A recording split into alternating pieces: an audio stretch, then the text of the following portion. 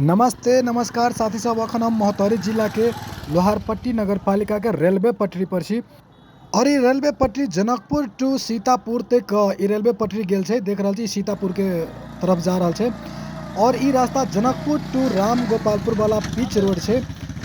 ये रोड हमेशा बिजी रहे छे कैलाकि पिच रोड छे और बहुत बढ़िया रोड छे। हमेशा एहि पर ट्रक बस जीप टेम्पू ये सब चलते रहे छे कैलाकि बहुत बढ़िया रोड छे। और साथ ही सब अहाँ सबके रोमांचक तस्वीर अहाँ सबके अइए से हम देखाएब। रेल संचालन होय से पहले एहि जगह पर कुछो नहीं छले, लेकिन अब ई जगह लगभग चौक जैसा बन गेल छे। अइए दर दुकान सेहो बन गेल छे जे कि पहले नहीं छले। रेल चले से पहले ई सब एहन कुछो अइए नहीं छले, लेकिन अब धीरे धीरे एगो चौके जैसा अहुआ बने के अवस्था चल आयल छे।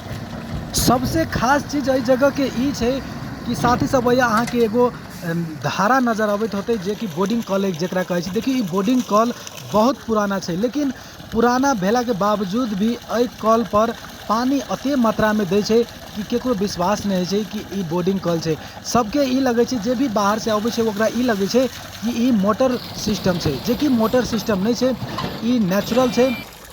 संसार में एहन बोर्डिंग कॉल सब कतौक नहीं पावे छे, मात्र अपना सबके तराई मधेश में पावे छे। ओन्नी बिहार दिशा जेबे तो बिहार में भी नहीं छे, एन्नी पहाड़ दिशा जेबे नेपाल में तो पहाड़ों में नहीं छे, बहुत जगह नहीं छे। और अपना तराई में मात्र एहन कॉल मात्र मिले छे। साथ ही सब कॉल के फोर्स हम चेक करे छलिए कि एहि कॉल के फोर्स अभी कते छे।